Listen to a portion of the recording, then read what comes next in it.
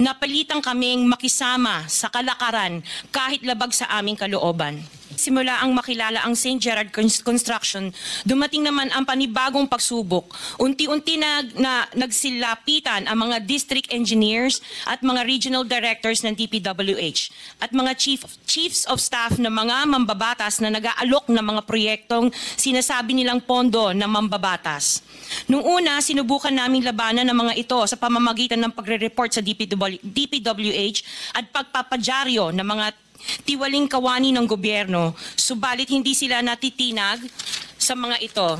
Sabi nila dapat tanggapin namin ang realidad na dapat kaming magbayad sa mga pambabatas kung gusto po namin magpatuloy na magkaroon ng project sa gobyerno.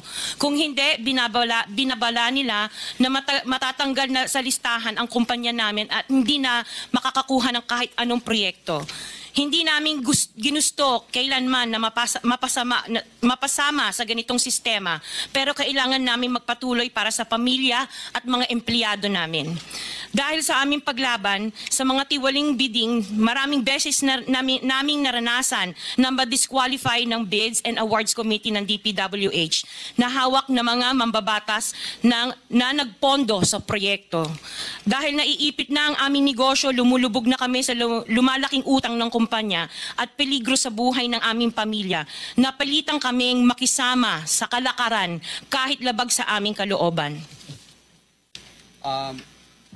Magandang umaga po, Mr. Chair at kagalang-galang na senators at miyembro ng Blue Ribbon Committee, lalong-lalo po kay Senator Rodante Marcoleta. Diretso na. Number 15. Sorry po. 16, paulit-ulit kaming ginamit ng mga nasa pwesto sa sistemang ito. Wala kaming magawa dahil kung hindi kami makikisama, gagawa nila ng problema ang project na na-award sa amin sa pamamagitan ng mutual termination o pagkakaroon ng right of way problem na parehong nagdudulot ng hindi matuloy ang implementasyon ng mga proyekto. Matapos naming manalo sa mga bidding, may mga opisyal mula sa DPWS ang lumalapit sa amin para humingi at kumuha ng bahagi niya sa halaga ng proyekto. Ang hinihingi nilang porsyento ay hindi bababa sa 10% at umaabot pa sa 25% na naging kondisyon upang hindi maipit ang implementasyon ng kontrata. Ito ay binibigay namin sa kanila ng cash. Ang bawat transaksyon ay may karampatang voucher at ledger na nagsasaad ng mga araw at kung kailan nila ito natanggap. Ilan sa kanila ay sina Terence Calatrava, former Undersecretary of Office of the Presidential Assistant of the Visayas of the Philippines, Kong Roman Romulo of Pasig City, Kong Jojo Ang of Usmag Ilonggo Party List, Congressman Patrick Michael Vargas of Quezon City, Kong Juan Carlos Arjo Aitaide of Quezon City, Nicanor Nicky Briones of Agap Party List, Congressman Marcelino Marcy Teodoro of Marikina, Congressman Florida Robes of San Jose del Monte, Bulacan, Congressman Leandro Jesus Madroño of Romblon, Congressman Benjamin Benji Agarao Jr., Congressman Florencio Gabriel Bemnoel of Anwar Party List, Kong Leo de Ode Tariela of Occidental Mindoro, Congressman Reynan Arrogancia of Quezon Province, Kong Marvin Rillo of Quezon City, Kong Teodoro Haresco of Aklan, Kong Antonieta Yudela of Zamboanga, Sibugay, Kong Dean Asisio of Caloocan, Kong Marivico Pilar of Quezon City. 21. Mayroon ding mga kinatawan ng ilang politiko na nakikipagtakbo sa amin upang manghingi ng porsyento kapalit ng mga porsyento ng mga proyekto. Ang mga porsyentong ito ay 25%. Ay ipinipilit sa amin bilang karaniwang kalakaran na wala akong kakainang tanggihan. Ilan sa kanila ay sina Regional Director Eduardo Virgilio of DPWS Region 5, Director Ramon Ariola III of Unified Management UPMO, District Engineer Henry Alcantara, DPWS Bulacan First, Undersecretary Robert Bernardo, District Engineer Aristotle Ramos of DPWS Metro First, Pasig City, District Engineer Manny Bulusan of DPWS North, Manila, Deo, District Engineer Edgardo C. Pingol of DPWS Bulacan, Subdeo, District Engineer Michael Rosaria of DPWS Quezon Second, Deo.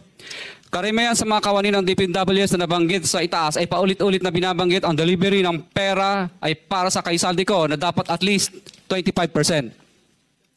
Si Kong Marvin Rillo naman ay ilang beses na binabanggit ang pangalan ni Speaker Martin Romualdez bilang kanyang malapit na kaibigan. 25. Sa tuwing umiinom kami sa Wine Story, sa BGC at sa Shangri-La Mall, sinasabi pa ni Kong Rillo na lahat ng kanyang request para sa pondo ay galing pa mismo sa unprogrammed funds at insertion na inaaprubahan ni Speaker.